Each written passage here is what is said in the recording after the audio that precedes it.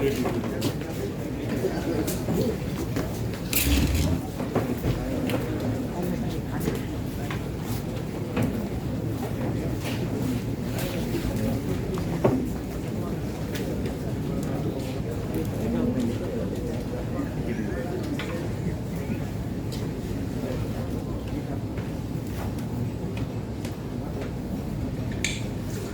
morning, everyone. தமிழ்ல பேசலாமா இங்கிலீஷ்ல பேசலாமா? தமிழ்ல சொல்லட்டுமா? எனக்கு கம்ஃபர்டபுளா இருக்கும். சரியா? ரைட். சார் வந்து ரொம்ப அழகா அந்த வார்த்தை சொன்னார். அறிவுசார் சொத்துரிமை கேட்டே ரொம்ப நாள் ஆச்சு சார். நன்றி.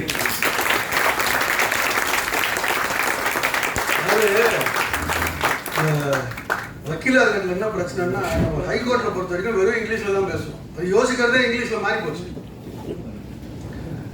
சில சமயம் தமிழில் சொல்லும்போது இவ்வளோதான் இல்லை அப்படின்னு ஒரு விஷயம் தோணும். அது நம்ம இங்கிலீஷில் ரொம்ப ரொம்ப பெருசாக வந்து இன்வென்ஷன், காப்பிரைட், ஆர்டிஸ்டிக் ஒர்க் அப்படியெல்லாம் சொல்லி ஒரு இழவும் முடியாது. ரொம்ப நாளாக எனக்கு என்னவோ சொல்கிறாங்க, என்னன்னு தான் விளங்கலை அப்படின்னு.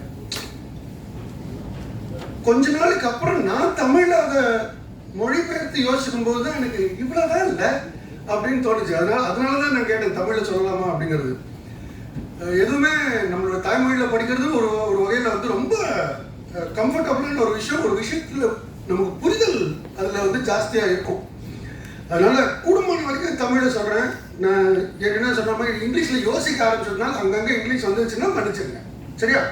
ரைட். இப்போ இந்த இன்டெலெக்சுவல் அப்படிங்கிற ஒரு வார்த்தையை கொஞ்ச நேரம் தள்ளி வச்சிருவோம். இந்த ப்ராப்பர்ட்டின்னா என்ன, முதல்ல அது தெரிஞ்சுக்கணும். அப்பதான் இன்னொரு இன்டெலெக்சுவல் ப்ராப்பர்ட்டி புரியும். ப்ராப்பர்ட்டின்னா என்ன? கார்பரேட் செக்ரட்டரிஷிப் இல்லை, அதான் அப்படித்தான் இருக்கும். சொத்து சிம்பிளா சொல்லுங்களேன். சரி, சிம்பிள். நான் இன்னொரு ஒரே ஒரு சின்ன எக்ஸாம்பிள் சொல்றேன். இது உங்க கிளாஸ் ரூம் இல்லை, கரெக்டா? நீங்க உங்க கிளாஸ் ரூம் போகும்போது டெய்லி போறீங்கன்னு நினைக்கிறேன். டெய்லி ஒரே இடத்துல தான் உட்காருவீங்களா, இல்ல மாறி மாறி உட்காருவீங்களா? கூடுமான வரைக்கும் ஒரே இடத்துல தான் உட்காருவீங்க. அப்படியா? ஒத்துக்கலாமா? ஏன்?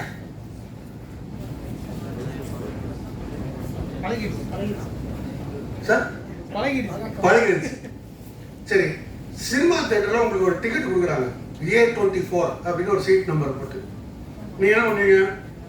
A23ல இல்ல A27ல போய் உட்காருவீங்களா? மாட்டீங்க. A24க்கு போறீங்க, அங்க இன்னொரு போய் உட்காந்துருங்க. என்ன பண்ணுவீங்க? ரணகளமா அதானே? ஏன்?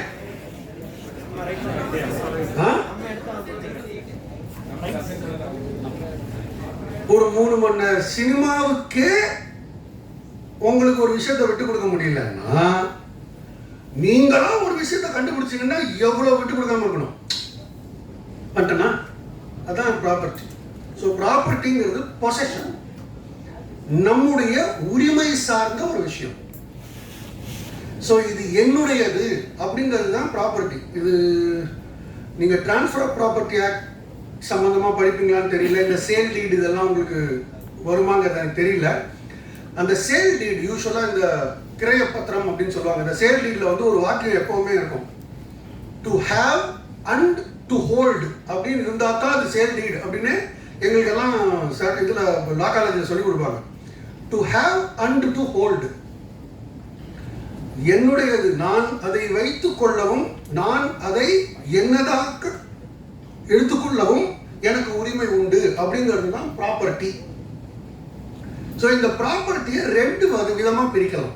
ஒன்று, நமக்கு கண்ணுக்கு தெரிஞ்சு இல்லை காதுக்கு கேட்டு இல்லை நம்ம வந்து நம்மளுடைய ஐம்புலன்கள்னால ஒரு விஷயத்தை கணிக்க முடியும் அப்படின்னா அது ஒரு டைப் ஆஃப் ப்ராப்பர்ட்டி. அது டேஞ்சிபிள் ப்ராப்பர்ட்டி அப்படின்னு சொல்லுவாங்க. இப்போ இந்த மாஸ்க்ல இருந்து இதுல இருந்து எல்லாமே நம்மளால பார்க்க முடியும், தொட முடியும், ஃபீல் பண்ண முடியும். ஸோ இதெல்லாம் டேஞ்சிபிள் ப்ராப்பர்ட்டி. இந்த இன்டெலெக்சுவல் ப்ராப்பர்ட்டிங்கிறது இன்டேஞ்சிபிள் அப்படின்னு சொல்லுவாங்க. இன்டேஞ்சிபிள்னா நம்மளுடைய ஐம்புலன்கள்னால இதை அனுபவிக்க முடியாது, அதுதான் இன்டேஞ்சிபிள். இதுதான் பேசிக். இந்த ப்ராப்பர்ட்டியை பொறுத்த வரைக்கும் இது எங்கேயோ அப்படியே காத்துல இருக்கிற மாதிரி, கடவுள் மாதிரி வச்சுக்கோங்க. இருக்கு, நிச்சயமா இருக்கு, அதை நம்பித்தான் ஆகணும், ஒரு வழி இல்லை. ஆனால் அதை நான் எப்படி எனதாக்கி கொள்கிறேன் அப்படிங்கிறது தான் இன்டெலெக்சுவல் ப்ராப்பர்ட்டியினுடைய பேசிக்கலான ஒரு விஷயம். ரைட்.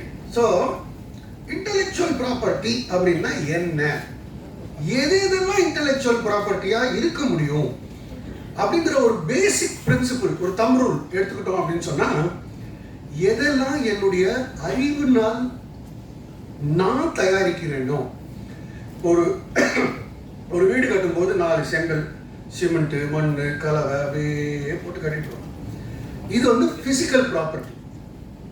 இதையே என்னுடைய மனசுல, என்னுடைய புத்தியை உபயோகப்படுத்தி நான் ஒரு விஷயத்தை தயாரித்து கொண்டு வருகிறேன் என்றால் அது இன்டெலெக்சுவல் ப்ராப்பர்ட்டி.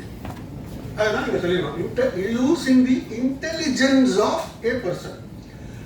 முக்கியமா இதுக்கு ஏன் திடீர்னு ஒரு பெரிய மவுஸ் வந்துருச்சு அப்படின்னு பாத்தீங்கன்னா, because it is commercially exploited. அதனால தான் உங்களை கூப்பிட்டு வச்சிருக்காங்க. சயின்ஸ் பிஎஸ்சி பிசிக்ஸ்ல யாரையா கூப்பிட்டு உட்கார வைக்கல. பிஏ கார்பரேட் செக்ரட்டரிஷிப் காமர்ஸ் உங்களை கூப்பிட்டு உட்கார வச்சிருக்கிறதுக்கு காரணம் என்னன்னா, இது வந்து கமர்ஷியல் எக்ஸ்ப்ளாய்டேஷனுக்கு உபயோகப்படுகிற ஒரு விஷயம். ஸோ இதெல்லாம் ரொம்ப பேசிக்கலான விஷயங்கள்லாம் புரிஞ்சுக்கிட்டோம்னா நமக்கு சப்ஜெக்ட் என்னங்கிறது தெரியறது ஈஸி. ஸோ கமர்ஷியல் எக்ஸ்ப்ளாய்டேஷன் இருக்கிற இந்த உலகத்தில் இருக்கிற எல்லா அறிவுசார் சொத்துரிமை இன்டெலெக்சுவல் ப்ராப்பர்ட்டியும் கமர்ஷியலாகத்தான் எக்ஸ்ப்ளாய்ட் செய்யப்படுகிறது. கமர்ஷியலா இல்லைன்னா அது இன்டெலெக்சுவல் ப்ராப்பர்ட்டியும் ஒர்த்தே கிடையாது. அது மனசுல வச்சுக்கணும். ஸோ கமர்ஷியல் எக்ஸ்ப்ளாய்டேஷன் அப்படிங்கிறது முக்கியம்.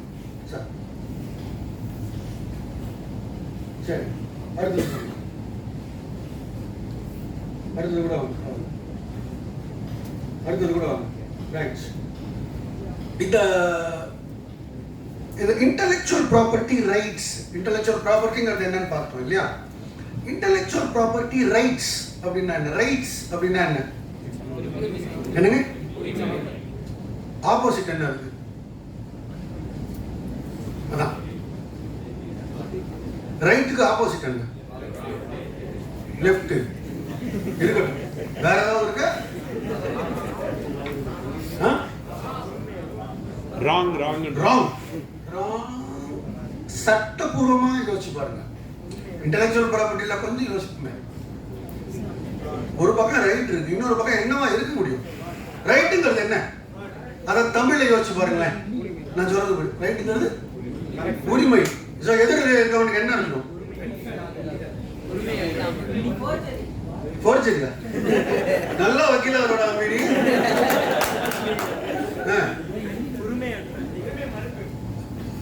அது வேற வேற வேற வேற வார்த்தை. உரிமை இல்லையா? உரிமை உரிமை இல்லை. பிரபாண்டா எனக்கு உரிமை இருக்குன்னா எதிரில் இருக்கவங்களுக்கு கடமை இருக்கு. I have a right, the opposite person has a duty. சரிங்களா? எனக்கு உரிமை இருக்கு. இப்போ இவ்வளோ பில்டப் கொடுத்து நான் இங்கே நிற்க வச்சிருக்காங்க. எனக்கு உரிமை அடுத்த ஒரு மணி நேரம் உங்ககிட்ட பேசுறது. உங்களுடைய கடமை அடுத்த ஒரு நிமிஷம் கேட்கறது. உங்களுடைய உரிமை நான் இங்க நிக்கிறதுனால ஏதாவது கத்துக்கிறது. என்னுடைய கடமை உங்களுக்கு ஏதாவது சொல்லித்தரது. இதுதான் ரைட்ஸ் அண்ட் டியூட்டிஸ். இதுதான் மொத்த சட்டமே. எந்த உலகத்துல எந்த மூலையில என்ன சட்டம் இருந்தாலும் it is right versus duty அப்படி ஞாபகம் வச்சுக்கோங்க. எல்லா சட்டமுமே சிம்பிள் தான். சரியா? சோ இந்த இன்டெலெக்சுவல் ப்ராப்பர்ட்டி ரைட் அப்படின்னா என்னுடைய உரிமை என்ன, எதிரில் இருப்பவருடைய கடமை என்ன. என்னுடைய உரிமை இது ப்ராப்பர்ட்டிங்கிறதுனால என்னுடைய உரிமை இது என்னுடையது என்று சொல்லிக் கொள்வது மட்டுமல்லாமல் அதில் இருக்கிற கமர்ஷியல் எக்ஸ்ப்ளாய்டேஷனை நான் உபயோகப்படுத்துறதுக்கான வாய்ப்புகளை ஏற்படுத்தி கொடுப்பது தான் என்னுடைய உரிமை. அப்ப எதிரில் என்ன செய்யக்கூடாது? அவங்களுடைய கடமை என்ன? நான் ஏற்படுத்தி கொண்ட உரிமையை எனக்கு கமர்ஷியலாக ஒரு வருவாயை ஏற்படுத்தி கொடுப்பதை அவர்கள் தடுக்கக்கூடாது. அவங்க எப்படி தடுக்க முடியும்? எனக்கு வர்ற பைசாவை கொஞ்சம் அவங்க ஆட்டையப்படுறாங்க, அப்படி பண்ணக்கூடாது. அவ்வளவுதான். ஸோ அவங்களுடைய கடமை இன்ஃப்ரிஞ்ச்மெண்ட் அப்படிங்கிறது இல்லாமல் இருக்க வேண்டும். ஸோ இன்ஃப்ரிஞ்ச்மெண்ட் அப்படிங்கிறது சட்டப்படி குற்றம்.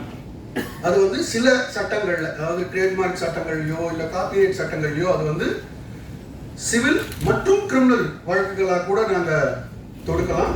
சில இன்டலெக்சுவல் ப்ராப்பர்ட்டி, அதாவது பேட்டன்ட்டோ இல்லை டிசைனோ வரும்பொழுது அதை வந்து வெறும் சிவில் வழக்காக மட்டும்தான் தொடுக்க முடியும். பட் என்னுடைய உரிமை அங்கே மீறப்படுகிறது, என்னுடைய இன்னொருவர் தன்னுடைய கடமையை செய்யவில்லை அப்படிங்கிறது தான் பேசிக்கலான ப்ராபோசிஷன். சரி, கூட ஒன்றும் பிரச்சனை இல்லை. ஸோ இந்த இன்டலெக்சுவல் ப்ராப்பர்ட்டிங்கிறதுல நிறைய விதமான சட்டங்கள் உண்டு. ஒரு சட்டமும் இப்போ நீங்கள் எப்படியும் குறைஞ்சபட்சம் கான்ட்ராக்ட்ஸ் ஆக்டும் சேல் ஆஃப் குட்ஸ் ஆக்டும் படிச்சிருப்பீங்க இல்லைங்களா? அந்த மாதிரி மொத்தம் 10 ஆக்ட் இருக்கு இன்டலெக்சுவல் ப்ராப்பர்ட்டிக்குள்ள. Trademarks act, copyrights act, designs act. Sir எல்லாத்தையும் சொல்லிட்டாரு. நான் அவர் உட்காந்து உடனே சொன்னேன், பாதி வேலை முடிச்சிட்டீங்களா sir? Designs act, patents act, geographical indications act, Semiconductors and Integrated Circuits and Layouts Act, Plant Varieties and Farmers Rights Protection Act. இப்படி ஒரு 12-10 ஆக்ட் இருக்கு. இது எல்லாமுமே created by a mind, used commercially, should not be used by any person other than the right holder. இவ்வளவுதான். இப்படி வச்சுக்கணும். இது என்னென்னங்கிறத ஒரு பிராட் ஒரு ஓவர்வியூ. ஒரு இன்டெலெக்சுவல் ப்ராப்பர்ட்டியும் என்ன, அதுல எனக்கு என்ன ரைட் இருக்கு, எதில் இருக்கவங்களுக்கு என்ன கடமை இருக்கு, இதை மட்டும் நம்ம பார்ப்போம். ட்ரேட்மார்க் அப்படிங்கிறது தான் ரொம்ப காமனான ஒரு இன்டெலெக்சுவல் ப்ராப்பர்ட்டி. இந்த ட்ரேட்மார்க் அப்படிங்கிறது வந்து முதல்ல ட்ரேட்மார்க்னா என்ன, யாராவது சொல்லுங்க. ட்ரேட்மார்க்னா என்ன? என்ன? முத்திரை.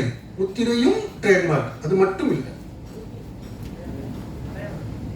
என்ன அடையாளம் இன்னும் கொஞ்சம் பாலிஷ் பண்ணி அப்படியே ட்ரேட்மார்க்கை டிரான்ஸ்லேட் பண்ணி பாருங்களேன். ட்ரேட்னா என்ன? வணிகம். யார் யார் யார் சொன்னது வணிகம்?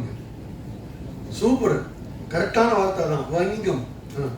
மார்க் சார் நம்ம தான். மார்க்னு மதிப்பெண் அப்படின்னு சொல்லாதீங்க, அது அந்த மார்க் வேற. குறியீடு.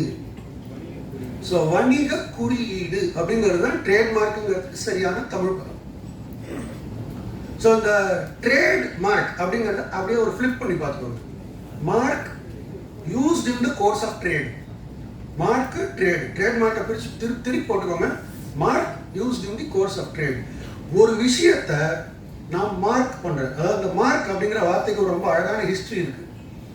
ஒரு விஷயத்தை என்னுடையது அப்படின்னு நம்ம இன்னைக்கு பல விதமா சொல்றோம். நம்ம ஒரு பவுண்டரி போட்டுக்கிறோம், இல்ல போன்ல இந்த மாதிரி ஒரு கவர் போட்டுக்கிறோம், நம்ம பேரை அதில் இது பண்ணிக்கிறோம், ஏதோ ஒன்று பண்ணிக்கிறோம். இது ஒரு 1000 வருஷங்களுக்கு முன்னாடி ஒரு மனுஷன் அவனுக்கு என்ன அவனுடையதாக இருந்திருக்க முடியும்? சிம்பிளா ஒரு மனுஷனுக்கு ஒரு 1500, 2000 வருஷம், 3000 வருஷத்துக்கு முன்னாடி ஒரு மனுஷனுக்கு சொந்தமா என்ன இருந்துட முடியும்? யோசிச்சு பாருங்க. ஆடு மாடு, அவ்வளவுதான். அந்த ஆடு மாடு என்னதுதான் அவன் எப்படி ப்ரூவ் பண்ணுவான்? எல்லா மாடும் ஒரே மாதிரி தான் இருக்கு. அவன் எப்படி இதுதான் என்னதுன்னு சொல்லுவான்? அந்த மாட்டுக்கு சூடு வைப்பான். சரியா? அந்த சூடு வைக்கிறதுக்கு இங்கிலீஷ்ல ஒரு வார்த்தை உண்டு, brandish. He is branded a thief அப்படின்னு சொல்லுவாங்க. அந்த பிராண்டுங்கிறது அந்த சூடு வைக்கிறது தான். அந்த சூடு வைக்கிறது எதுக்குன்னா மாட்டை துன்புறுத்துறதுக்காக இல்லை. இது என்னுடையது. ஒருத்தன் எக்ஸ் போடுவான், ஒருத்தன் ஸ்வஸ்திக்கு போடுவான், ஒருத்தன் எஸ் போடுவான், ஒருத்தன் ஒரு வெறும் ஒரு பூஜ்ஜியம் மாதிரி போடுவான், ஒருத்தன் நிலா போடுவான். ஏதோ ஒன்று, ஒரு அடையாளம், ஒரு குறி. அந்த அதுலேருந்து ஆரம்பிச்சது தான் இது என்னுடையது, கிட்ட வராத, எங்க ஏரியா உள்ள வராதுங்கிற மாதிரி அப்படி சொல்றது தான் வணிக குறியீடு. அது வந்து என்னுடைய சொத்து, என்னுடைய அசைகிற சொத்து, அசையா சொத்துங்கிற மாதிரி என்னுடைய மற்ற சொத்துக்களிலிருந்து அப்படியே கொஞ்சம் கொஞ்சமா வந்து இன்னைக்கு ட்ரேட்மார்க் அப்படிங்கிறதுக்கும் நம்ம அதே பிராண்டிங். ஸோ ட்ரேட்மார்க்னா நிறைய பேர் இந்த பிராண்ட் நேம் அப்படியெல்லாம் சொல்லுவாங்க இல்லைங்களா? அதனுடைய அர்த்தமும் இதுதான். ஸோ ட்ரேட்மார்க் அப்படிங்கிறது mark used in the trade, வணிகத்தில் உபயோகப்படுத்தக்கூடிய ஒரு குறியீடு. ஏன் அதை படத்துல என்ன ஆகும்? ட்ரேட்மார்க்கே இல்லைன்னா என்ன ஆகும்? எல்லாருமே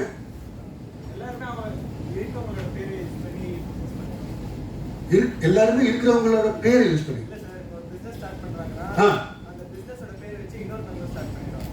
அது தப்பு. பட் ஏன் ஒரு பேர் இருக்கணுங்கிறதுக்கு முதல்ல அதுக்கான பதில் முதல்ல என்ன அடையாளப்படுத்தி என்ன பண்றீங்க? கரெக்ட், நீங்க சொன்னதான் கரெக்ட். அடையாளப்படுத்தி என்ன பண்றீங்க?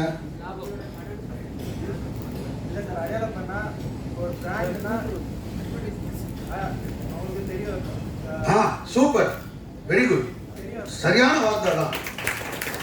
அதாவது இது என்னுடையதுன்னு மற்றவங்களுக்கு நான் முதல்ல தெரியப்படுத்தணும். ஐடென்டிஃபிகேஷன் அதுதான் ஒரு ட்ரேட்மார்க்கினுடைய முக்கியமான கடமை. உட்காந்து தம்பி உட்காந்து சொல்லுங்க, ஒன்றும் பிரச்சனை இல்லை. நான் உங்களுக்கு இனிமேல் மார்க் கூட போட போறதில்லை, கவலையே படாதீங்க.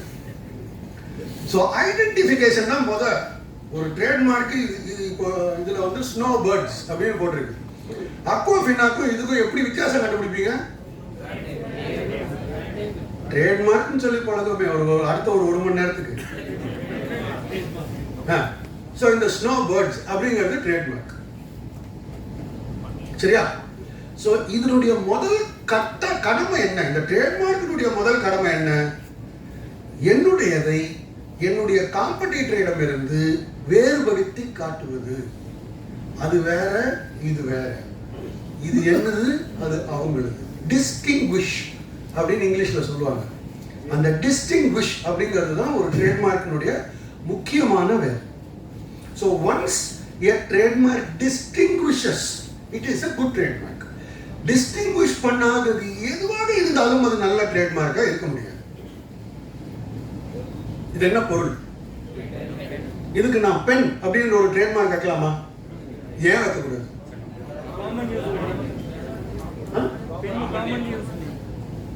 ஸோ காமனா உபயோகப்படுத்துற பேரு ஒரு பொருளுக்கு வைக்கக்கூடாது.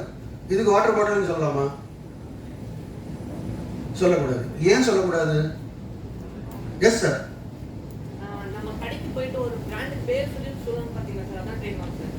அதுவும் ட்ரேட்மார்க் தான். சிலது நான் பேர் சொல்லணும்னு அவசியம் கிடையாது, எனக்கு மைண்டுக்குள்ள இருந்தாலே போதும். இந்த சிவப்பு கலர்ல ஏதோ ஒரு ரவுண்டா போட்டுருக்கு மேடம், அது என்னது? இந்த பர்பிள் கலர்ல ஒன்று இருக்கு மேடம், அது சாக்லேட் சட்டை ஞாபகம் இல்லையே அப்படின்னு சொன்னா கூட அது ட்ரேட்மார்க் தான். ஸோ வாட்டர் பாட்டில் அப்படின்னு இதுக்கோ இல்லை பென் அப்படின்னு இதுக்கோ நான் பேர் வைக்க கூடாது. ஏன்னா இது ட்ரேட்மார்க்கினுடைய கடமையை செய்யாது. அந்த பேர் இருந்தாலும் it will not distinguish, it will not differentiate, it will not identify. எல்லாரும் பேனா தான் வைக்கிறாங்க. அப்ப எல்லாரும் பேனான்னு சொல்லிட்டா ட்ரேட்மார்க்கும் இல்லை, வித்தியாசமும் இல்லை. எனக்கு என்ன வேணுங்கிற எனக்கு ஒரு ஆப்பர்ச்சுனிட்டியும் இல்லை ஆஸ் அ கன்சியூமர்.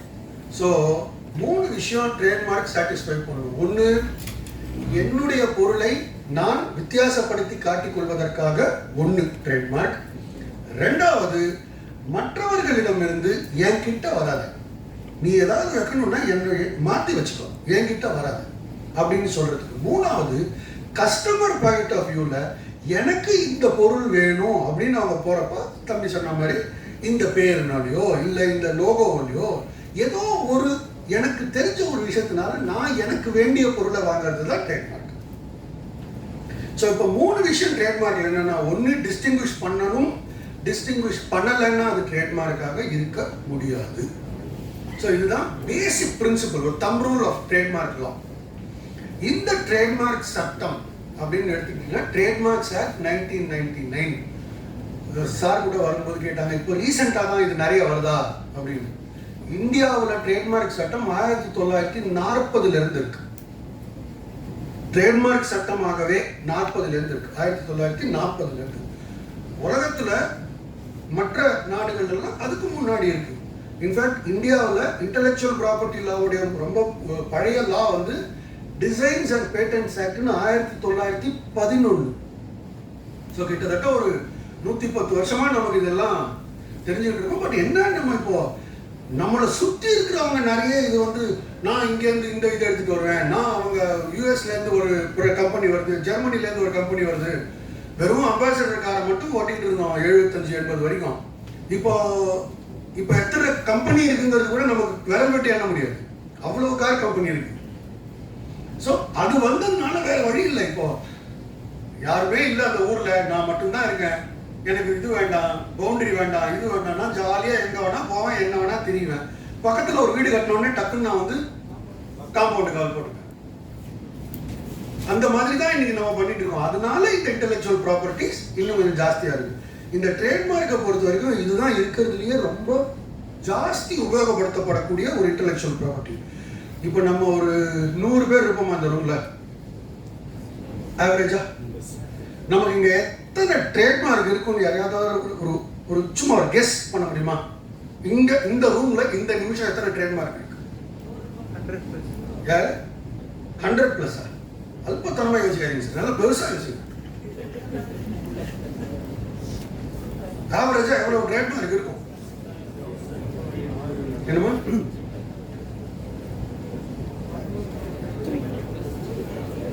ஒரே ஒரு நம்பர் தானே கேட்டு 500 to 1000, அதுவும் பத்தாது. ஆவரேஜா ஒரு 6-7 வருஷத்துக்கு முன்னாடி பண்ண ஒரு சர்வேல ஒரு நாளைக்கு ஒரு மனுஷன், சராசரி மனுஷன், சராசரி வாழ்க்கையை வாழ்கிறவங்க ஒரு நாளைக்கு குறைந்தபட்சம் 5000 ட்ரேட்மார்க்கை பார்க்குறாங்க. இதே நான் ஒரு சூப்பர் மார்க்கெட்டுக்குள்ள போனேன்னா அது வந்து கிட்டத்தட்ட 15,000 to 20,000 வரைக்கும் போகுது. இப்போ நம்ம இங்க 500, 1000 சொல்லிட்டு இருக்கோம். என் வாட்சுக்கு ஒரு ட்ரேட்மார்க்கு, சட்டைக்கு ஒரு ட்ரேட்மார்க்கு, மைக்குக்கு ஒரு ட்ரேட்மார்க்கு, இதுக்கு ஒரு ட்ரேட்மார்க்கு, இதுக்கு ஒரு ட்ரேட்மார்க்கு, நம்ம காலேஜுக்கு ஒரு ட்ரேட்மார்க்கு, டேபிளுக்கு ஒரு ட்ரேட்மார்க்கு, ஷூக்கு ஒரு ட்ரேட்மார்க்கு, சட்டைக்கு ஒரு ட்ரேட்மார்க்கு, பேனாவுக்கு ஒரு ட்ரேட்மார்க்கு. என்கிட்டயே 20-30 வந்துருச்சு. அப்படியே எடுத்துக்கிட்டோம். ஸோ ட்ரேட்மார்க்குங்கிறது நிறைய இருக்கு. நிறைய இருக்குன்னு நான் ஏன் சொல்றேன்னா, இதெல்லாம் ரொம்ப பெரிய கம்பெனி எல்லாம் இருந்தா தான் யூஸ் பண்ண முடியுமோ அப்படி எல்லாம் கிடையாது. சாதாரணமா ஷூ லேஸ் தயாரிக்கிறவங்கல இருந்து ஜெட்டு தயாரிக்கிறவங்க வரைக்கும் எல்லாருக்கும் ட்ரேட்மார்க் உண்டு. நான் பிறந்து வளர்ந்ததெல்லாம் இல்ல மெட்ராஸ்ல அயனாவரம்னு ஒரு ஏரியா. அயனாவரத்துல ஜாய்ஸ் அப்படின்னு ஒருத்தர் வந்து எனக்கு தெரிஞ்சு 45 வருஷமா மாவு வித்துட்டு இருக்காரு, இன்னும் வித்துட்டு இருக்காரு.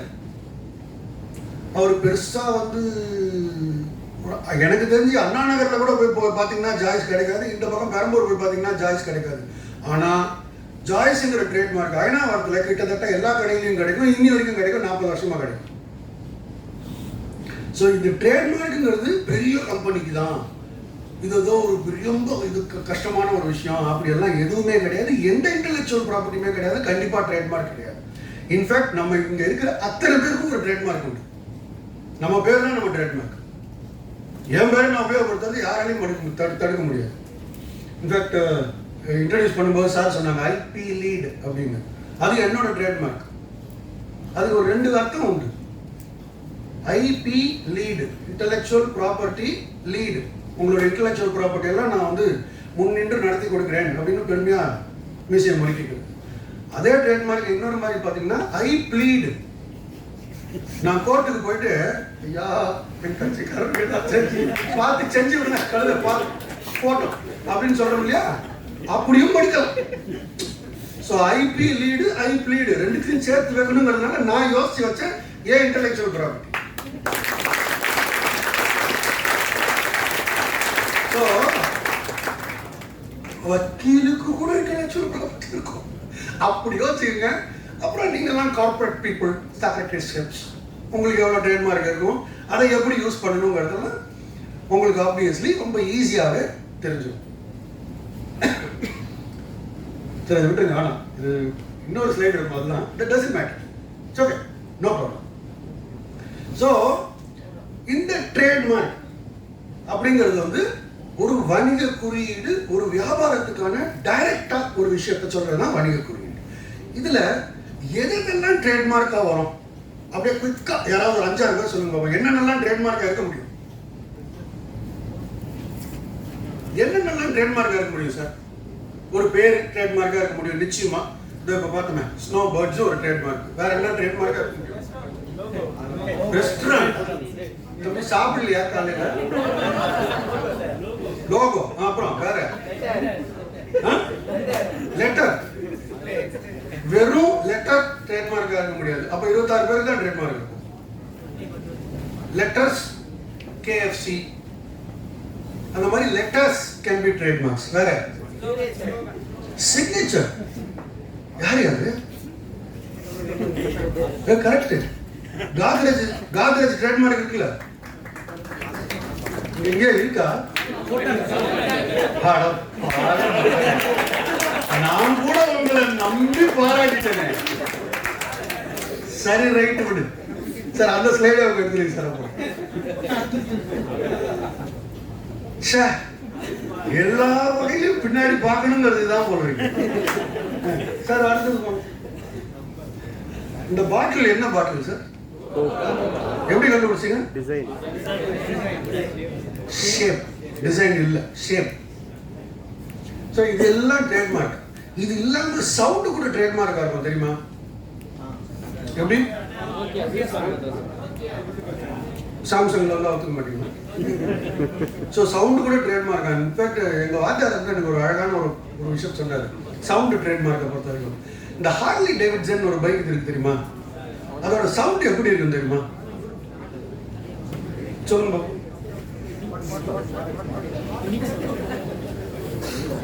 டுப் டுப் டுப் இல்ல. அதுக்கு இன்ஃபேக்ட் அதுக்கு அது வந்து பொட்டேட்டோ அப்படிங்கிற வார்த்தை இருக்கு இல்லையா? அப்படியே ஒரு 7-8 தான் சொல்லுங்க. அது நிறைய பேர் சொன்னா நிறைய வண்டி வர்ற மாதிரி இருக்கு. நான் இங்க இருந்தே மைக்ல சொல்றேன், potato potato potato potato potato potato potato potato potato. இந்த சவுண்ட் யூனிக்கா இருக்குமா? இந்த சவுண்ட் அவங்க ட்ரேட்மார்க் பண்ணி வச்சிருக்காங்க. நம்ம so anything that will identify, anything that will distinguish, ting ting ting, என்ன சவுண்ட்?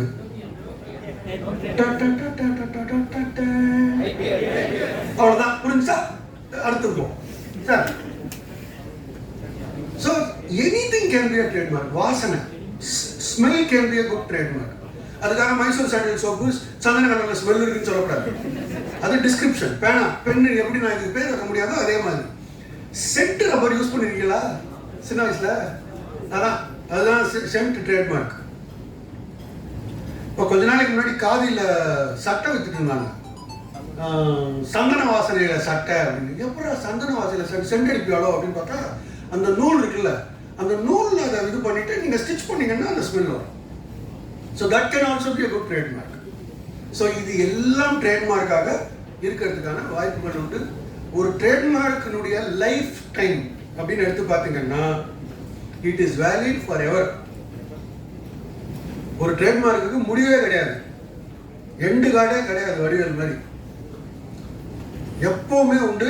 பிகாஸ் அதை நிறுத்ததுனால யாருக்கும் எந்த உபயோகமும் கிடையாது. ஒரு 250 வருஷம் இது ஒரு 250 வருஷம் ட்ரேட்மார்க்னு சொன்னாலும் சந்தோஷம் தான், 500 வருஷம் ட்ரேட்மார்க்னு சொன்னாலும் மக்களுக்கு அதனால உபயோகம் தான். அதனால ஒரு ட்ரேட்மார்க் அப்படிங்கிறதுக்கு there is no expiry period. In fact, intellectual property rights liye expiry இல்லாத ஒரே intellectual property right trademark. பாக்கி எல்லாத்துக்கும் ஒரு டைம் லிமிட் உண்டு, ட்ரேட்மார்க்குக்கு மாத்திரம் கிடையாது. ஸோ இதுதான் ட்ரேட்மார்க். அதான் அப்படியே வந்துருக்கு. ஸோ நம்ம பார்த்த மாதிரி it should not be descriptive. So pen, water bottle அப்படிங்கிற மாதிரி டிஸ்கிரைப் பண்ணக்கூடாது. ஒரு விஷயத்தை இதுதான், இதுக்கு மாஸ்க் அப்படின்னு பேர் வைக்கக்கூடாது. ஸோ அதெல்லாம் டிஸ்கிரிப்டிவாக இருந்தால் ஜெனரிக்காக கூட இருக்கக்கூடாது. இதெல்லாம் நான் இப்போ சொன்ன எக்ஸாம்பிள்லாம் ஜெனரிக். பென் அப்படிங்கிறது ஜெனரிக். ஸோ ஜெனரிக்கான வார்த்தைகளாகவும் இருக்கக்கூடாது. அதாவது என்ன பொருளோ அந்த பொருளை அப்படியே சொல்றது தான் ஜெனரிக் அப்படிங்கிறது. ஸோ ஜெனரிக்காகவோ அல்லது டிஸ்கிரிப்டிவாகவோ ஒரு ட்ரேட்மார்க் இருக்கக்கூடாது. அதனாலதான் இது இன்டெலெக்சுவல் ப்ராப்பர்ட்டி. ஸோ இதெல்லாம் இருக்கக்கூடாதுன்னு நீங்க என்ன பண்ணணும்? ஏதோ ஒன்று புதுசாக யோசிக்கணும். ஆப்பிள் அப்படின்னா என்ன? யார் சொல்லு? ஆப்பிள்னா பழம். சாப்பிட்டீங்களா? டார்டாய்ஸ் நான்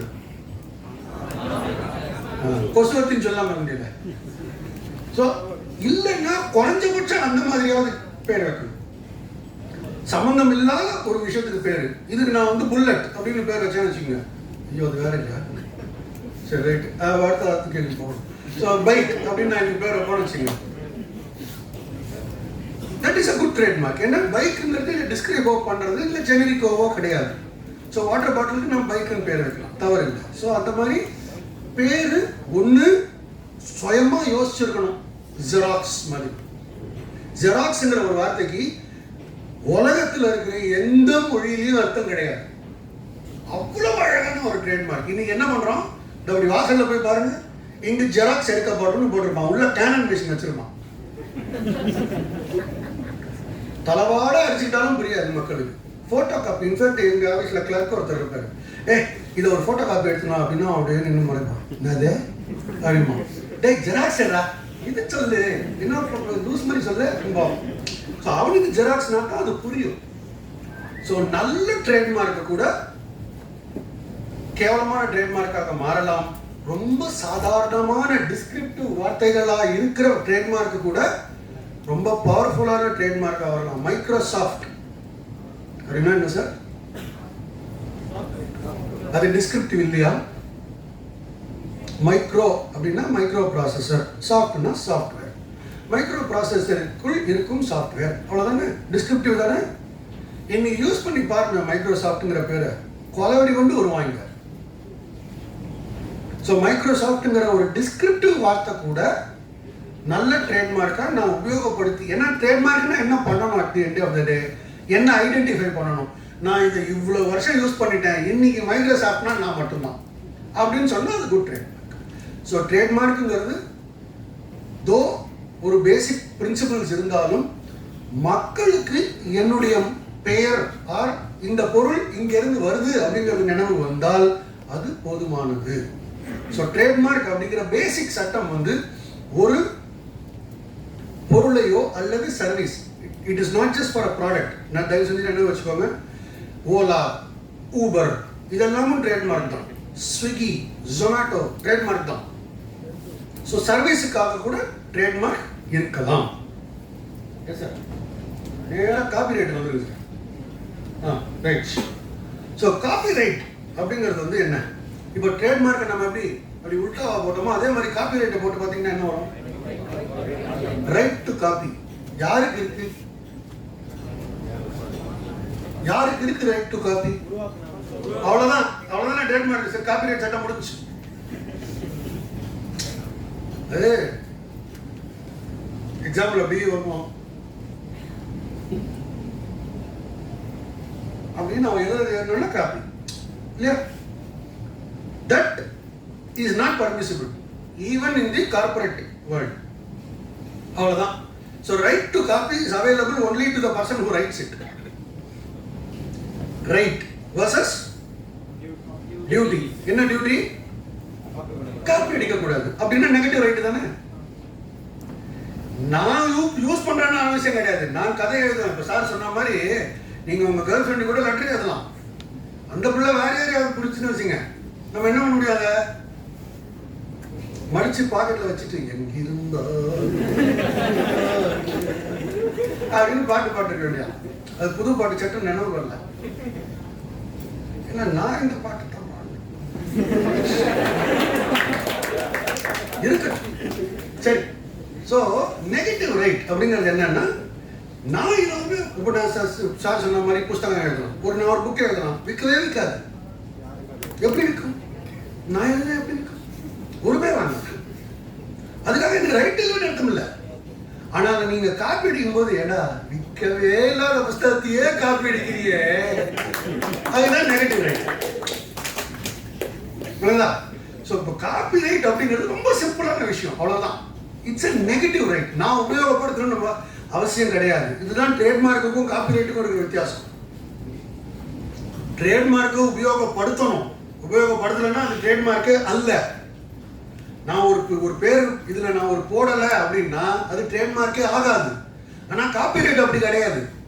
நான் கதை எழுதலாம், நான் லவ் லெட்டர் எழுதலாம், நான் புஸ்தகம் எழுதலாம், நான் பாட்டு வாசிக்கலாம், எல்லாத்தையும் முடிச்சு பாக்கெட்ல வச்சுக்கிட்டா கூட எனக்கு ரைட் உண்டு. மற்றவங்க அதை காப்பி அடிக்க கூடாது. அதனாலதான் அது நெகட்டிவ் ரைட் அப்படின்னு சொல்றோம். ஸோ இந்த ஒரு காப்பி ரைட்டை உருவாக்குவதற்கு என்னென்னலாம் வேணும்? ரொம்ப சிம்பிளான விஷயம், 3 இன்னொருத்தர்கிட்ட இருந்து காப்பி அடிக்கப்படாது. It should be original work. அதாவது நான் இந்த திருவிளையாடல் ஒரு படம் வந்திருக்கு, அதெல்லாம் நீங்க பார்த்துருப்பீங்களான்னு தெரியல. முன்னாடி இருக்க ஒரு 4-5 பேர் மட்டும் பார்த்துருப்பாங்கன்னு நினைக்கிறேன். அந்த தர்மி கான்செப்ட்ல என்ன மண்டபத்தில் யாராவது எழுதி கொடுத்ததா நான் வாங்கிட்டு வந்தேன் அப்படின்னு கேட்பாரு அவரு. அந்த மாதிரி மண்டபத்தில் யாரும் எழுதி கொடுக்காம நீங்களே எழுதுனீங்கன்னா உங்களுக்கு காப்பி ரைட் உண்டு. சரி, நிலாவை பத்தி ஒரு 4 வரி சொல்லுங்க. மகிழ்ச்சி. அடுத்தது நில்லாமல் ஓடிவான். அதே பாட்டை முழுசா பாடக்கூடாது. There has to be some basic principles. நிலா வந்து ரவுண்டா இருக்கும், வெள்ளையா இருக்கும், ராத்திரி தான் வரும், சில்லுன்னு இருக்கும். மற்றவ யாராவது நிலாவை பத்தி எழுதும்போது இது பகல்ல வரும், சிவப்பு கலர்ல இருக்கும், அப்படியா எழுத முடியும்? எழுத முடியாதுல்ல. சோ எழுதுற தீம், எழுதுற தீம், எழுதுற ஐடியா, அதுக்கு காப்பி ரைட் கிடையாது. தயவு செஞ்சு நினைவு வச்சுக்கோங்க. காப்பி ரைட் சட்டத்தில் இருக்கிற ஒரே முக்கியமான விஷயம் காப்பி ரைட் அப்படிங்கிறது. சார் பிரச்சனை இல்லை, உங்களுக்கு ஒன்றும் பிரச்சனை இல்லை. ரைட். ஸோ காப்பி ரைட் அப்படிங்கிறது ஐடியாவிற்கு கொடுக்கப்படாது. நல்ல ரொம்ப தெளிவா மனசுல வச்சுங்க. நிலாவை பத்தி யார் வேணா கவிதை எழுதலாம், ஆனால் எக்ஸ்பிரஷன், அதை பத்தி நான் என்ன சொல்றேன் அப்படிங்கிறதுக்கு எனக்கு உரிமை உண்டு. அதுலயும் சில விஷயங்கள் காமனாக வரும்போது ஒரு ஓவர்லாப்பிங் இருக்கிறதுல தவறு இல்லை, அது காப்பி அடிச்சதாக ஆகாது. இப்போ ட்ரேட்மார்க் சட்டத்தை பத்தி நான் சொல்லிக் கொடுக்குறேன். நான் இப்போ வந்து உங்களுக்கு சொன்னேன், ட்ரேட்மார்க் சட்டத்தில் வந்து ட்ரேட்மார்க்குக்கு எண்டு கார்டே கிடையாது அப்படின்னு. வேற யாராவது இருந்தா இல்லை இல்லை அதெல்லாம் 36 வருஷத்துக்கு தான் கொடுப்பேன், அதுக்கப்புறம் எல்லாருக்கும் போயிடும் அப்படிலாம் சொல்ல முடியாது. தான் சட்டம் இதுதான் இருக்குன்னா இப்படிதான் சொல்ல முடியும். ஸோ அந்த காமன் ஃபீச்சர்ஸை விட்டுட்டு எக்ஸ்பிரஷன் எதுவாக இருந்தாலும் அந்த எக்ஸ்பிரஷனுக்கு எனக்கு உரிமை உண்டு. இது ரொம்ப அழகா ஒரு தூரம் இந்த கவிஞர் வைரமுத்து கிட்ட போயிட்டு ஒருத்தர் கேட்டாங்க, முள் அப்படிங்கிறதுக்கு ஏதாவது ஒரு வாசனை சொல்லுங்க அப்படின்னு. நம்மள கேட்டா என்ன சொல்லுவோம்? ரோஜால இருக்கு, எங்க வீட்டு வாசல்ல இருக்கு, முள் வேலி இருக்கும், இதெல்லாம் தான் நமக்கு தெரியும். அவர் என்ன சொன்னாராம், என்ன தவம் செய்தாயோ நீ இயேசுவின் தலையில் கிரீடமாய் அமர்வதற்கு. நான் முள் கிரீடம் போட்டிருப்பார்ல. ஸோ சாதாரணமான ஒரு முள் அப்படிங்கிற ஒரு விஷயத்தை கூட he takes it to a level where the expression is very beautiful. So ஒரே ஒரு சாதாரணமான விஷயம் தான். நம்ம என்ன சொல்லுவோம், ரோஜா பக்கத்தில் இருக்கும், என்னமோ ரோஜா பக்கத்தில் இருக்கிறதுல நமக்கு ஒரு ஆசை. ஸோ அந்த மாதிரி நம்ம சொல்லும்போது ஒரு அதே ஐடியா தான். முள் அப்படிங்கிறத பற்றி யார் வேணா எழுதலாம், பட் எக்ஸ்பிரஷனுக்கு மட்டும்தான் உங்களுக்கு உரிமை உண்டு. எத்தனை பேருக்கு இங்க விஜய் பிடிக்கும்? பாக்கி எல்லாம் பொய் சொல்றாங்கன்னு அர்த்தம். சரி, இந்த அட்லின்னு ஒரு பையன், ஒரு தம்பி இருக்காரு, புரிஞ்சு எனக்கு எல்லாம் புரிஞ்சுப்போம். அது இந்த பாகுபலி படம் பார்த்தீங்களா? அது என்ன கதை? ராஜா ராணி கதை. சத்தம்.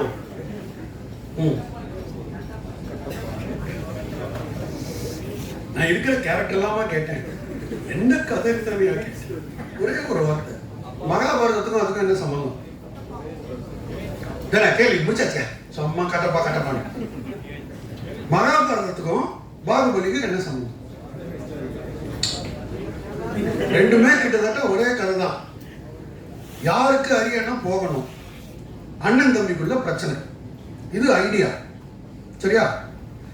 பாகுபலி டைரக்டர் மேலேயோ இல்லை பாகுபலி ப்ரொடியூசர் மேலேயோ நம்ம போய் கேஸ் போட முடியுமா? ஏன்னா அவர் எக்ஸ்பிரஷன் வேற மாதிரி இருக்கு.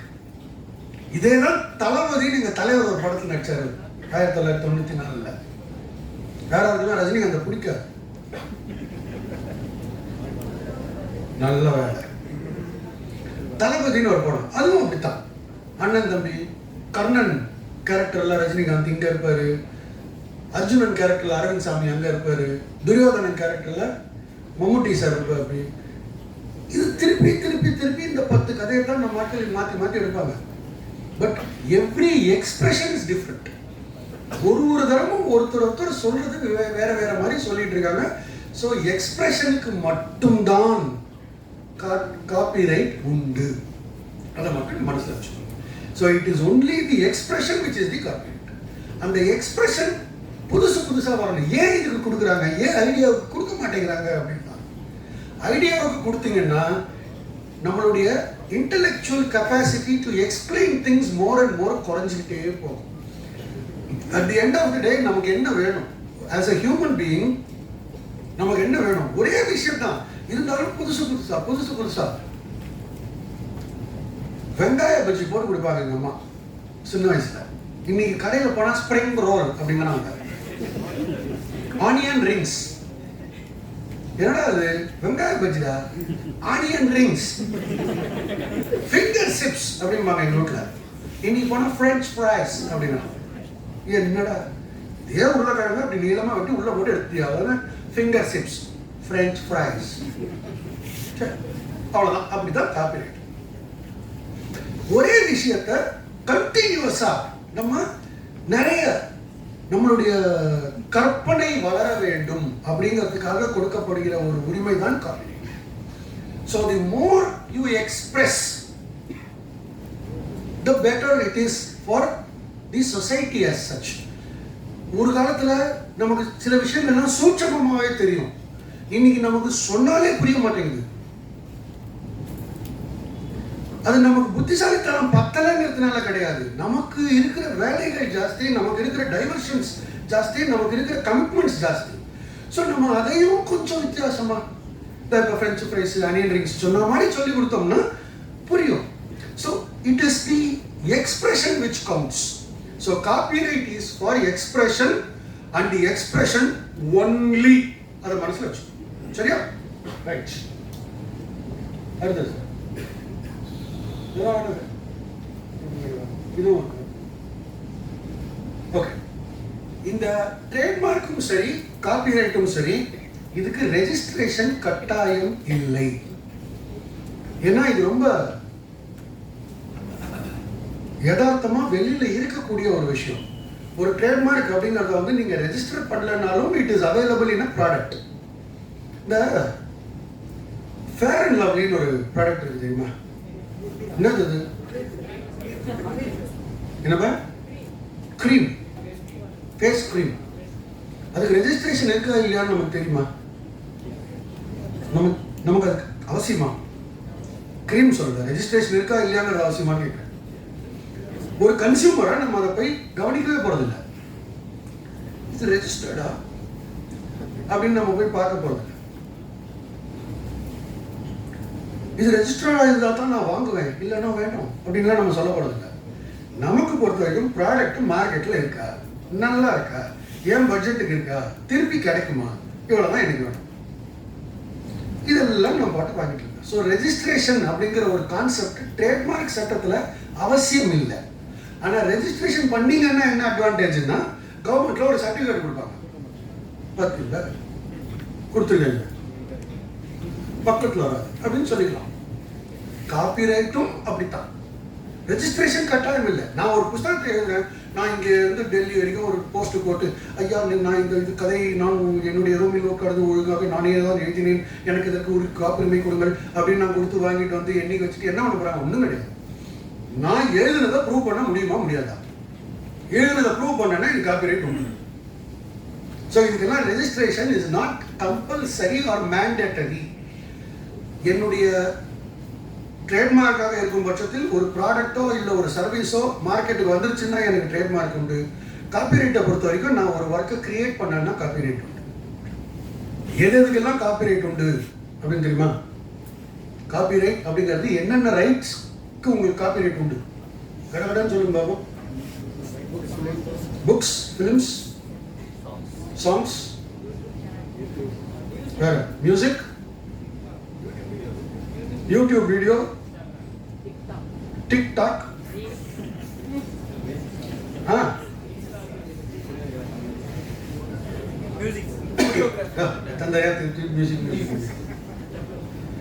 காப்பிரைட் அப்படிங்கிறது வந்து லிட்ரரி ஒர்க் அப்படின்னு சொல்றாங்க. லிட்ரரி ஒர்க்னா எது எழுதப்படுகிறதோ அதெல்லாம் லிட்ரரி ஒர்க். அது ஒரு கவிதையாக இருக்கலாம், ஒரு 450 பேஜ் புஸ்தகமாக இருக்கலாம், இல்லை ஒரு 1000 பேஜ் தீசிஸாக இருக்கலாம். எழுத்து வடிவத்தில் இருக்கும் அத்தனைக்கும் லிட்ரரி ஒர்க் அப்படின்னு காப்பிரைட். மியூசிக்கல் ஒர்க், இசைக்கு காப்பிரைட், வெறும் மியூசிக்கல் ஒர்க். சவுண்ட் ரெக்கார்டிங்னு தனியாக ஒரு காப்பிரைட் கொடுப்பான். மியூசிக்கல் ஒர்க் வேற, சவுண்ட் ரெக்கார்டிங் வேற. இதுக்கு தனித்தனியாக காப்பிரைட் உண்டு. ஆர்டிஸ்டிக் ஒர்க், அது ஏன் யாருமே சொல்லன்னு தெரியல. ஆர்டிஸ்டிக் ஒர்க்கு காப்பிரைட் உண்டு. ஒரு படம் வரையணும்ல, அது வரைஞ்சா அது காப்பிரைட் உண்டு. அது எவ்வளவு கேவலமாக இருந்தாலும் சரி. இது படம்ன்றது இல்லை, லிட்ரரி ஒர்க்குக்கும் அப்ளிகபிள் ஆகும், சினிமாட்டோகிராஃபி ஃபிலிமுக்கும் அப்ளிகபிள் ஆகும், மியூசிக்கல் ஒர்க்குக்கும் அப்ளிகபிள் ஆகும். அது எவ்வளவு நல்லா இருக்கு, இதுக்கு நான் ஆஸ்கர் அவார்டு கொடுக்க முடியுமா, கிராமி அவார்டு கொடுக்க முடியுமாங்கிற கட்டாயம்லாம் கிடையாது. இது நான் கிரியேட் பண்ணா போதும். That's all is required. So literary work, musical work, artistic work, sound recording, computer program, cinematography film, இது அத்தனைக்கும் காப்பிரைட் உண்டு. இது எல்லாமே நான் கிரியேட் பண்றது. இது எல்லாத்துக்கும் ஒரே பிரின்சிபிள் தான். ஐடியாவுக்கு காப்பிரைட் கிடையாது, எக்ஸ்பிரஷனுக்கு மட்டும்தான் காப்பிரைட் உண்டு. ஒரே இளையராஜா ஒரு இதில் சொன்னார், இருக்கிறது 7 ஸ்வரம் தான். அந்த 7 ஸ்வரத்துக்குள்ள தான் சுற்றி சுற்றி சுற்றி சுற்றி ராகம் இருக்கும். இந்த பாட்டை காப்பி வச்சிட்டோம் அப்படிலாம் சொல்ல முடியாது. பட் எக்ஸ்பிரஷன், ராகம் ஒரே ராகம்னா பிரச்சனை கிடையாது, எக்ஸ்பிரஷன் ஒரே மாதிரி இருந்தால் தவறு. ஸோ எல்லா காப்பிரைட்டுமே நீங்க எக்ஸ்பிரஷன் அப்படிங்கிற ஒரு வார்த்தையினுடைய நோக்கில இருந்து பார்த்தீங்கன்னா உங்களுக்கு காப்பிரைட்டினுடைய சட்டம் புரியும். ஸோ தயவு செஞ்சு அப்படி ஞாபகம் வச்சுக்கோங்க. காப்பிரைட்டுக்கு எக்ஸ்பைரி டேட் உண்டு. காப்பிரைட் ஒரு முடிவுக்கு வரக்கூடிய ஒரு உரிமை. ஆனால் அந்த முடிவு எப்போ வரும் அப்படின்னா, அந்த ஆத்தர் யார் அதை எழுதுறாரோ அவருடைய முழு ஆயுசு, அவர் 40 வருஷம் இருந்தாலும் சரி, 400 வருஷம் இருந்தாலும் சரி, அவருடைய முழு ஆயுள், அதற்கு பிறகு 60 வருஷம்.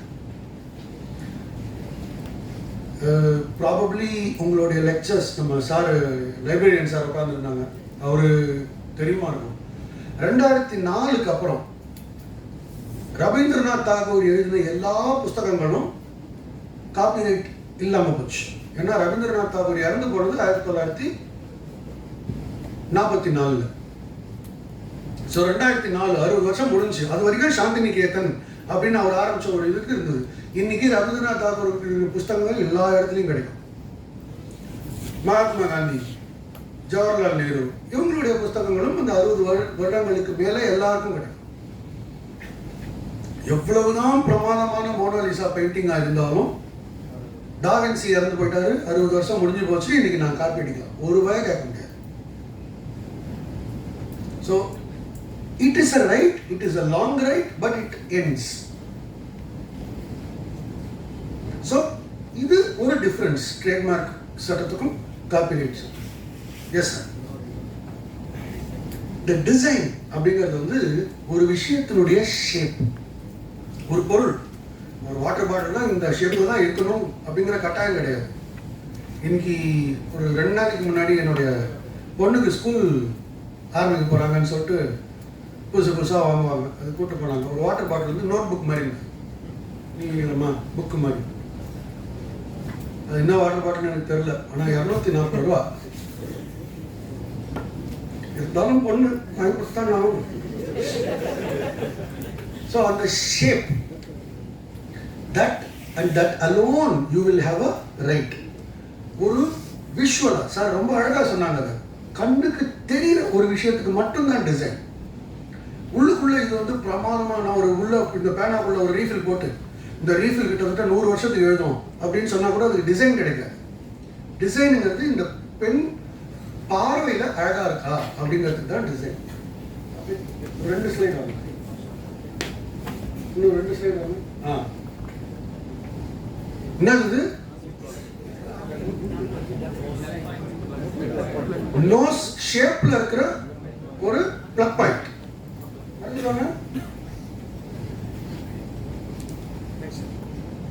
இது பார்க்கறதுக்கு அழகா தான் இருக்கும். ஒரு 4 நாசில் இருக்கிற ஒரு டீ கெட்டில். இதுக்கு டிசைன் உண்டா இல்லையா? ஏன் அது டிசைன் கிடையாதுல்ல சார். நான் என்ன சொல்றேன், பார்க்கறதுக்கு மட்டும்தான் நல்லா இருக்கணும். உபயோகத்தினால அது இது இது இது இதனால ஒரு உபயோகம் இருக்கு இல்லையா, அதுக்கு டிசைன் வராது. ஸோ உபயோகம் இருந்தால் அது டிசைன் அல்ல. தயவு செஞ்சு நினைவு வச்சுக்கோங்க. உபயோகம் வெறும் பார்க்கறதுக்கு அழகாக இருக்கணும். இந்த கால்சியம் சாண்டோஸ்னு ஒரு மாத்திரை இருக்கு தெரியுமா? ஒரு நாய் பொம்மை போட்டு ஒரு டப்பா இருக்கும். ஒரு மாத்திரை டப்பா அந்த மாதிரி இருக்க வேண்டிய எந்த அவசியமும் கிடையாது. ஆனாலும் அந்த டப்பா அழகாக இருக்கு பார்க்கறதுக்கு, ஏய் அப்படின்னு நமக்கு தோணுதா இல்லையா? அதுக்கு டிசைன் உண்டு. இது இந்த டூத் பிரஷ் ஒன்று இருக்கு, கோல்கேட் ஃப்ளெக்ஸி 180 டிகிரி அப்படிமா. அது என்ன அர்த்தம்? அது சரி, உங்க பல்லோட டிகிரி என்ன? பல்லோட டிகிரி என்ன சார்? அப்படி எப்படி 180? மேல 90 கீழே 90? என்ன அநியாயங்க அதெல்லாம். ஸோ இந்த இப்போ வர டூத் பிரஷ்லாம் பார்த்தீங்கன்னா இந்த பிரிசில்ஸ் இப்படி இருக்கு, இந்த ஷைடில் போய் க்ளீன் பண்ணுவோம், அந்த பக்கம் இருக்கு, மேலே போய் தொண்டைக்குள்ள இருக்கு, அந்த இதெல்லாம் போய் க்ளீன் பண்ணிட்டு வெளில எடுத்துக்கிறோம். இப்படி எல்லாம் டூத் பிரஷ் வந்து இதெல்லாம் ஒரு பர்டிகுலராக ஒரு காரணத்துக்காக கிரியேட் பண்ணப்படுகிற ஷேப். ஸோ இப்படி ஒரு பிரிசில்ஸ் இருக்கு, நீங்க இப்படி வாஷ் பண்ணீங்கன்னா இந்த நடுவில் இருக்கிறதெல்லாம் போகும் அப்படிங்கிறான். ஸோ இது this shape may be unique shape, but this is for a reason. So reason இருந்ததுனால் அதற்கு டிசைன் கிடையாது. அதை மட்டும் நினைவு வச்சுக்கணும். ரீசன் இருந்தது, இந்த ஷேப் இந்த காரணத்திற்காக அப்படின்னு இருந்தா அதுக்கு டிசைன் கிடையாது. வெறும் பார்க்கறதுக்கு அழகா இருக்கணும், நம்ம ஒரு ஹீரோயின் மாதிரி இருந்தா டிசைன் உண்டு, அவ்வளவுதான். அடுத்தது இருக்கிறதுலயே கொஞ்சம் நம்மளால ஒத்துக்க முடியாத கொஞ்சம் கஷ்டமா இருக்குமோ அப்படின்னு நினைக்கக்கூடியது இந்த பேட்டன்ட் தான். The patent is granted for an invention. ஆனால் இந்த இன்வென்ஷன் அப்படிங்கிறது ஏதோ ராக்கெட் சயின்ஸோ இல்ல COVID-19 மருந்தோ அப்படித்தான் கண்டுபிடிக்கணுங்கிற கட்டாயம் கிடையாது. ஒரே ஒரு எக்ஸாம்பிள், ரொம்ப சிம்பிளான எக்ஸாம்பிள் எனக்கு காலேஜில் சொல்லி கொடுத்தாங்க.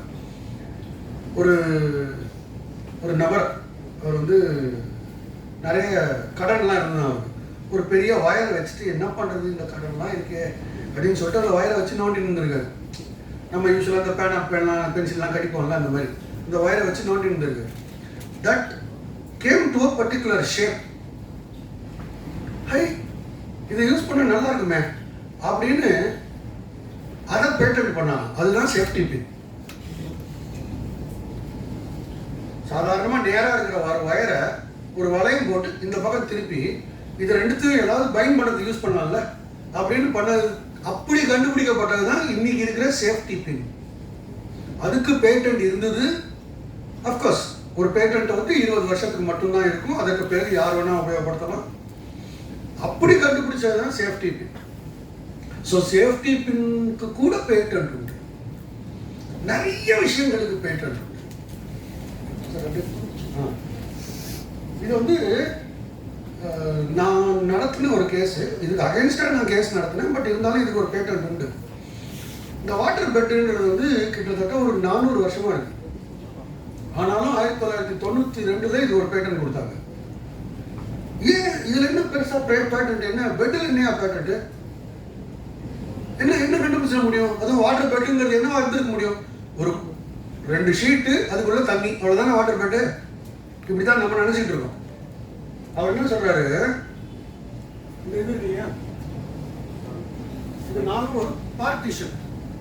இந்த பார்ட்டிஷன்ல என்ன பண்றாங்கன்னா, இப்படி இது கீழ் போர்ஷன், இப்படி மேல ஒரு போர்ஷன், இது ரெண்டுத்துக்கும் நடுவில் ஒரு பார்ட்டிஷன் வைக்கிறாரு. இந்த இடத்துல ஒரு 4 ஓட்டை பாருங்க. இந்த 2 பார்ட்டிஷனுக்கு நடுவில் 4 ஓட்டை. தம்பி ஒரு நிமிஷம் வாங்க. இல்லை வாங்க, கை மட்டும் நிற்கும். இப்படி இருக்கு, இதுதான் பார்ட்டிஷன். இந்த இடத்துல 4 ஓட்டை போடுறாரு. இது ஏன்டா வச்ச அப்படின்னு கேட்குறாங்க. பெட்டில் படுக்கிறவங்களுக்கு வெயிட்டா இருந்தாங்கன்னா, ஒரு பக்கம் சாஞ்சாங்கன்னா இன்னொரு பக்கம் தண்ணி ஜாஸ்தி ஆகிடும். Physics, common physics. ஒரு பக்கம் தண்ணி ஜாஸ்தி ஆச்சுன்னா என்ன ஆகும்? நம்மளால விட்டு கீழே விழுவாரு. அவர் கீழே விழாம நான் எப்படி ப்ரொடெக்ட் பண்ண முடியும்?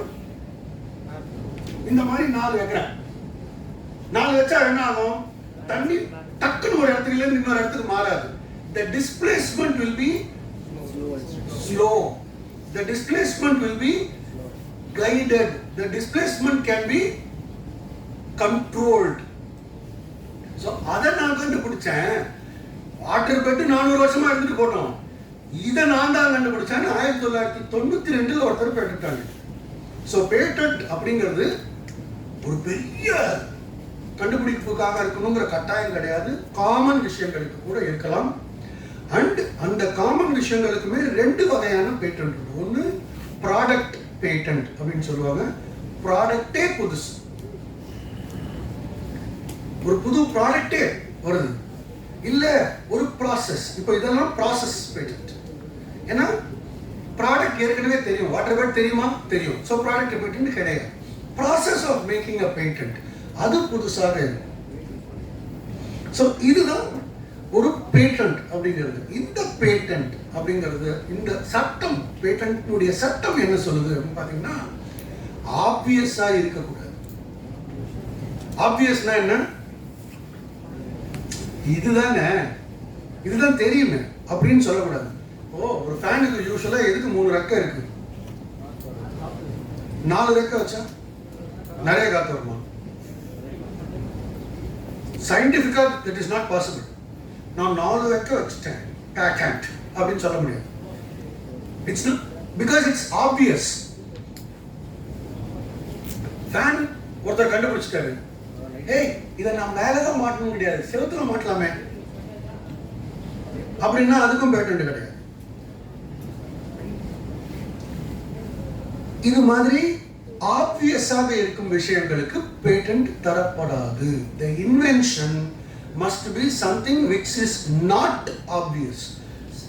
பேட்டன்ட் லாவில் சொல்லப்படுற விஷயம் என்னன்னா, ஆப்வியஸாக அல்லாத விஷயங்களுக்கு மட்டும்தான் இந்த பேட்டன்ட் கொடுக்கப்படும் அப்படின்னு சொல்றாங்க. பேட்டன்ட் அப்படிங்கிறதுக்கு தமிழ்ல வந்து காப்பு உரிமை அப்படின்னு சொல்லுவாங்க.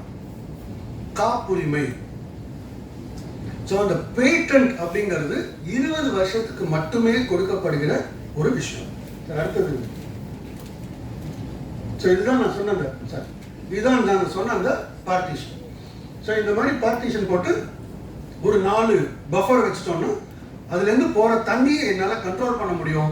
கண்ட்ரோல் பண்ண முடியுதுன்னா மேலே இருக்கிற படுக்கிற அந்த பேஷண்ட்டு ஸ்டேபிளாக இருக்கும். யூஸ்வலாக வாட்டர் பெட் வந்து ஹாஸ்பிட்டல்ஸில் யூஸ் பண்ணுவாங்கிறதுனால பேஷண்ட் அப்படிங்கிற வார்த்தை சொல்லியிருக்கோம். Yes sir. ஸோ ஆப்வியஸாக இருக்கிறதுக்கு பேட்டன்ட் கொடுக்கப்படாது. அதே மாதிரி பேட்டன்ட்டுங்கிறது முன்னாடியே தெரிஞ்ச ஒரு விஷயமாக இருந்தாலும் பேட்டன்ட் கொடுக்க மாட்டாங்க. இன்ஃபேக்ட் நாங்கள் வரதுக்கு முன்னாடி சாருக்கிட்டலாம் பேசிட்டு இருந்தோம். கொஞ்சம் பாஸ்மதி ரைஸ் எல்லாம் பற்றி பேசிட்டு இருக்கோம். கொஞ்ச நாளைக்கு முன்னாடி, கொஞ்ச நாளைக்குன்னா ஒரு 20 வருஷம் கூட இருக்கும் முன்னாடி, திடீர்னு ஒரு கம்பெனிலேருந்து ஒரு பேட்டன்ட், சார் நாங்கள் கண்டுபிடிச்சிருக்கோம், இந்த ப்ராடக்ட்லேருந்து நீங்கள் வந்து இதை ஒரு ஸ்கின் க்ரீமாக யூஸ் பண்ணிங்கன்னா இந்த சிரங்கு ஸ்கின் டிசீஸ் எல்லாம் போகும் அப்படின்னு. அப்படியா, பிரமாதம், என்னடா ப்ராடக்ட் அது அப்படின்னு. கியூர்க்யூமின் அப்படின்னா, சூப்பர்ப்பா, என்ன அது அப்படின்னு. டேய், அது நம்ம ஊர் மஞ்சள். குர்குமின், அது பயாலஜிக்கல் நேம் கியூர்க்யூமின், CURCUMIN. கியூர்க்யூமின் போட்டிங்கன்னா நீங்கள் வந்து இருக்கிற சரங்கெல்லாம் போடும். டே, எங்க பாட்டிக்கு அவங்க பாட்டி சொன்னது, அடிபட்டதுன்னா மஞ்சள் போடு அப்படிங்கிறது. ஸோ இது மாதிரி தெரிஞ்ச விஷயங்களை நீங்க பேட்டன்ட் பண்ண முடியாது. நம்ம ஊர்ல இது போடுவாங்க, வேப்ப இலையெல்லாம் வந்து நசுக்கி ஸ்கின் ஆயின்மெண்ட்டாக யூஸ் பண்ணிப்பாங்க. நம்ம ஊரில் இது கோல்கேட்னு ஒரு விப்ராத கம்பெனி ஒன்று இருக்குது. எனக்கு பயங்கர கோபமாக வரும் அவங்கள பார்த்தா. நீங்கள் எல்லாம் பார்த்துருப்பீங்களான்னு தெரியல, ப்ராபப்ளி கொஞ்சம் வயசானவங்க இதை பார்த்துருப்பாங்க. நான் ஸ்கூல் படிக்கிற காலங்களில் ஒரு நல்ல திடகாத்திரமாக ஒரு ஆள் வந்து ஒரு அட்வர்டைஸ்மெண்ட்டில் இந்த 2வது பஸ்கி எல்லாம் எடுத்துகிட்டு அவர் வந்து கறி வச்சு பல் தேய்ப்பார். இப்போ இந்த சமந்தா வராங்களே, அதே மாதிரி அப்போ ஒரு அக்கா வரும் வந்து உடம்புக்கு பாலும் பாதமும் பல்தேக்கு கை தூளம் எல்லாம் உப்புடா போயிடுவா நீங்க இந்தாங்க கோல்கேட் அப்படின்னு கொடுத்துச்சு. அப்போ பார்த்துட்டு நாங்களும் Colgate toothpaste tooth powder வாங்கி தச்சோம். இன்னைக்கு கோல்கேட் சார்கோல் அப்படின்னு ஆரம்பிக்கிறான். வெட்டணுமா வேணாமா அந்த வேலை உப்பா அப்படின்னு. இன்னைக்கு கோல்கேட் சால்ட். இதெல்லாம் ஏற்கனவே தெரியும், நமக்கே தெரியும். உப்பு வந்து இந்த தசாவதாரம் ஒரு படம் வந்தது, பார்த்துப்பீங்கன்னு நினைக்கிறேன் எல்லாருமே.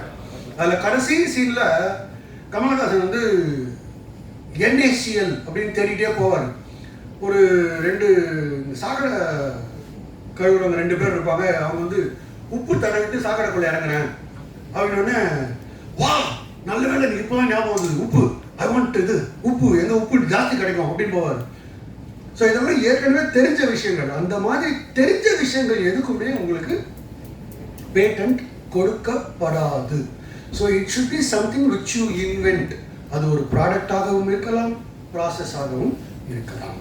ஸோ அதுக்கு தான் உங்களுக்கு பேட்டன்ட் கிடைக்கும். இன்னொன்று, ஒரு ஸ்கில்டு பர்சன், ஒரு டெஸ்க் இருக்கு இல்லையா, 4 கால் இருக்கு.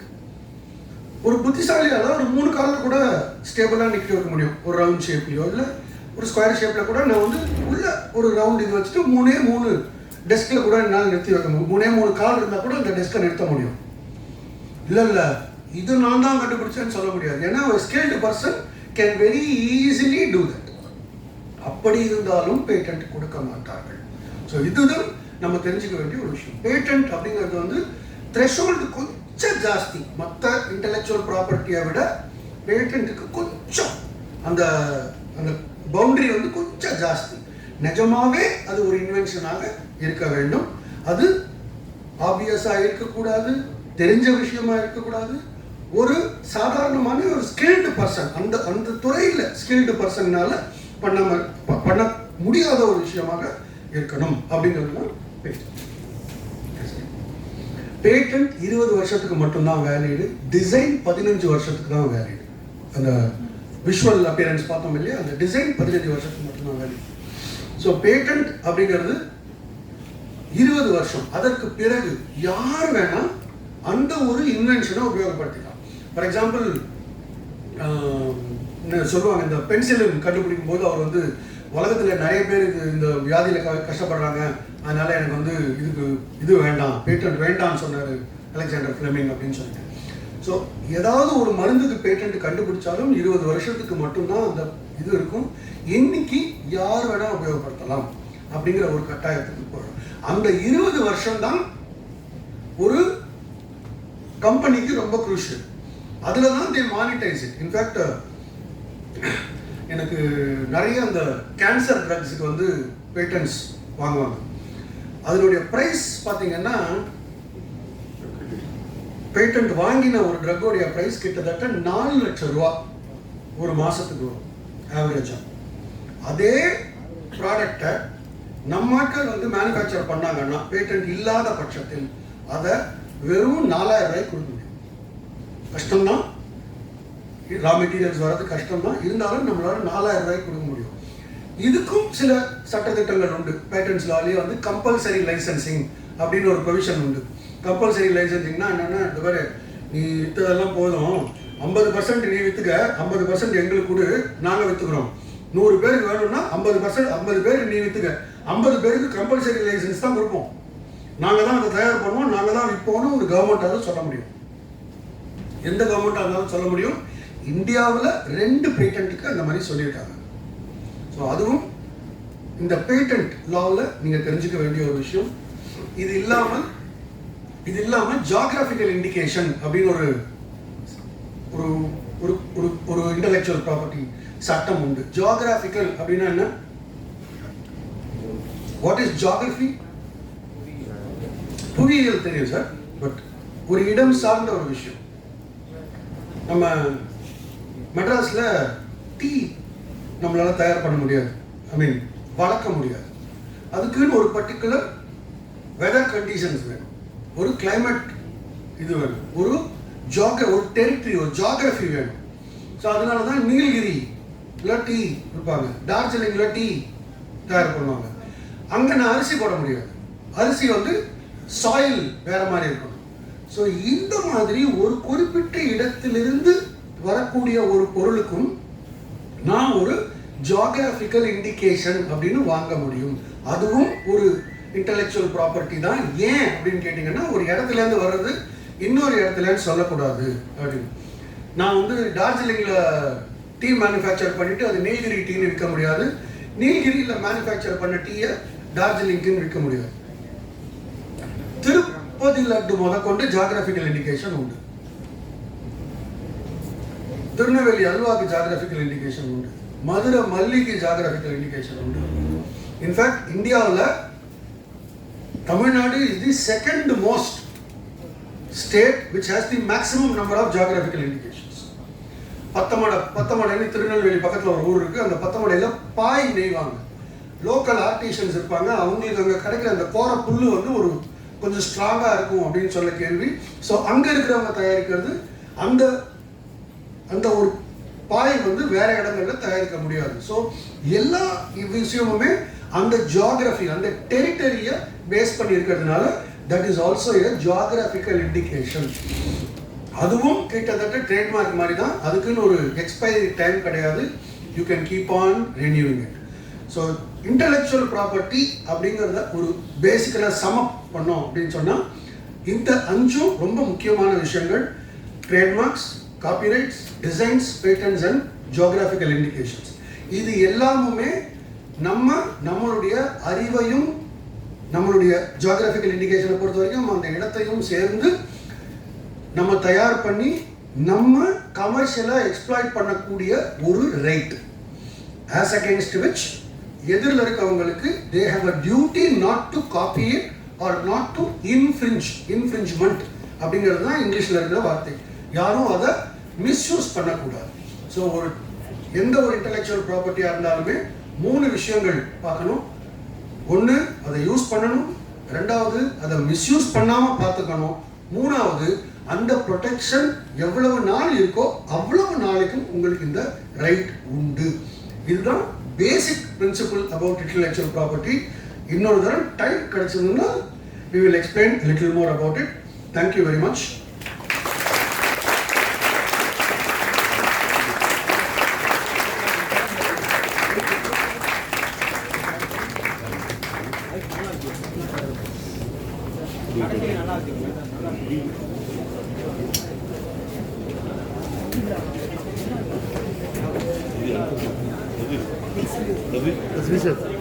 Sir,